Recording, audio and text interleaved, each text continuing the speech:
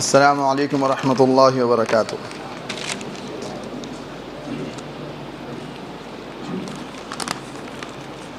اب ہم سب جانتے ہیں کہ آج ہم لوگ جو جمع ہوئے ہیں حضرت مفتی صاحب مفتی فاروق احمد صاحب دامت برکاتہم کی 32 سالہ صدر المدرسین کے منصب پر فائز ہونے کی بنیاد پر جمع ہوئے ہیں۔ میں آپ حضرات کے سامنے ایک چھوٹی سی کہانی سنانا چاہ رہا ہوں۔ بڑے حضرات ہیں، منہ زبانی بولیں گے تو غلطیاں ہو سکتی ہے، اس لیے کچھ چیزیں لکھ کر لائے ہیں۔ ایک کہانی ہے، غور سے سنیں، انشاءاللہ سمجھ میں آ جائے گی۔ میں آپ حضرات کے سامنے بنگال کے ایک ریاست 24 پرگنہ اور اسی ریاست کے ایک گاؤں باراسات کے ایک شخص کی کہانی سنانے جا رہا ہوں۔ باراسات گاؤں میں ایک وکیل صاحب رہتے تھے جن کا نام شیخ عبد الملک صاحب تھا۔ بہت ذہین و فطین، بڑی صلاحیتوں کے مالک، ہر خاص و عام کے چہیتے اور بہت دیندار، دینی خدمت کرنے والوں کی قدر کرنے والے، خصوصی اعتبار سے علماء سے بہت زیادہ محبت و تعلق رکھنے والے تھے۔ اسی وجہ سے انہوں نے اپنے 6 بیٹوں میں سے ایک کو دین کی خدمت کے لیے وقف کر دیا۔ اگر وہ چاہتے تو اپنی طرح دنیا کا علم سکھا کر کوئی بڑی پوسٹ پر رکھ کر ان کی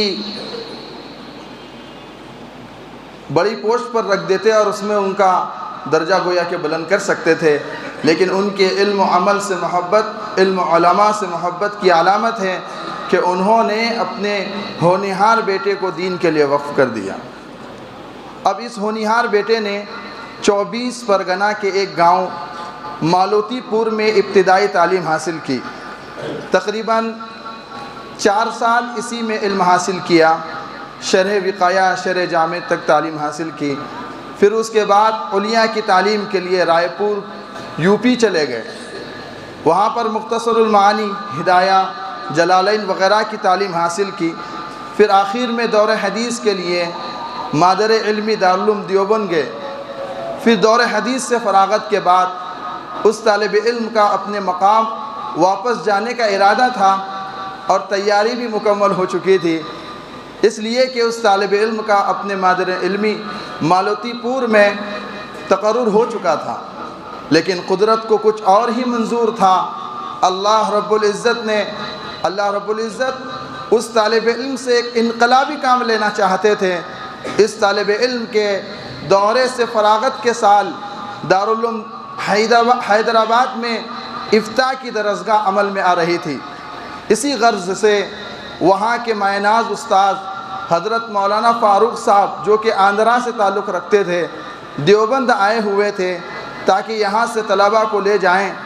اللہ کا کرنا ایسا ہوا کہ چند نام حضرت مولانا مفتی سعید احمد صاحب پالنپوری رحمۃ اللہ علیہ کے پاس یہ نام پیش کیے گئے، تو حضرت نے اس طالب علم کا انتخاب کیا کہ وہ دارالعلوم حیدرآباد جا کر افتاء کی تعلیم حاصل کرے۔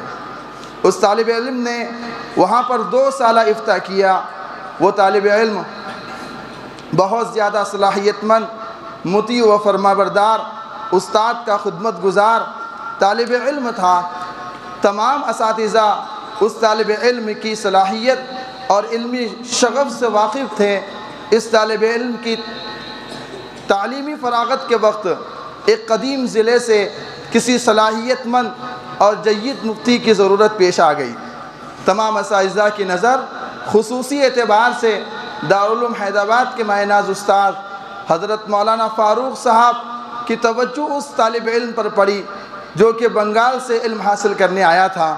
وہ طالب علم حضرت مولانا فاروق صاحب کی ایما پر وہ اس ضلع میں بحیثیت صدر ضمے کے بحیثیت مدرس کے حاضر ہوا۔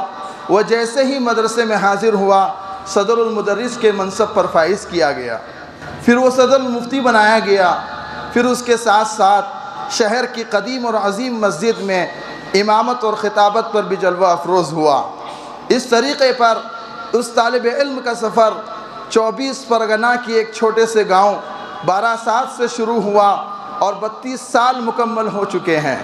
الحمدللہ تاہنوز یہ ترقیات کا سلسلہ برقرار ہے۔ اللہ تبارک و تعالیٰ اور ترقیات سے نوازے۔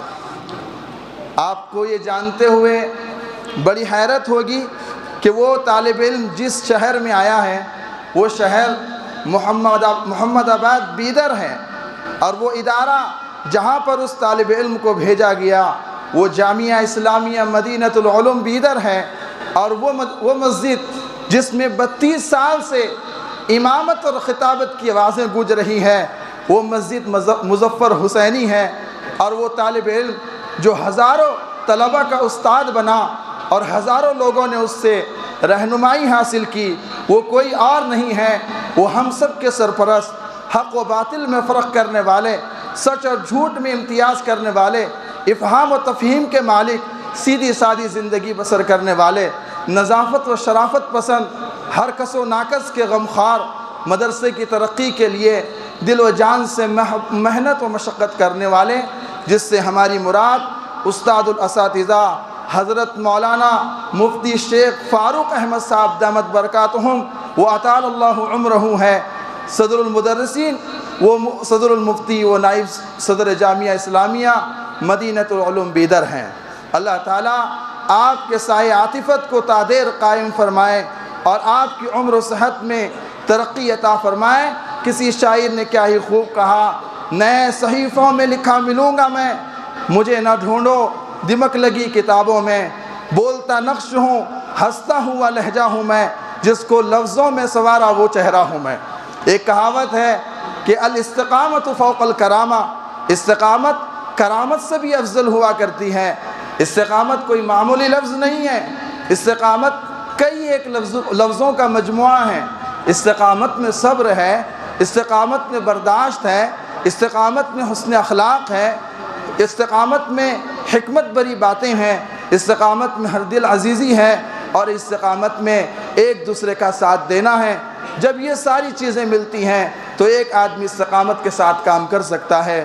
پھر سے ہم دعا کرتے ہیں کہ اللہ تبارک و تعالیٰ آپ کے علم و عمل میں، عمر و صلاحیت میں، تندرستی و صحت میں روز افزو ترقیات سے نوازے۔ آمین ثم آمین۔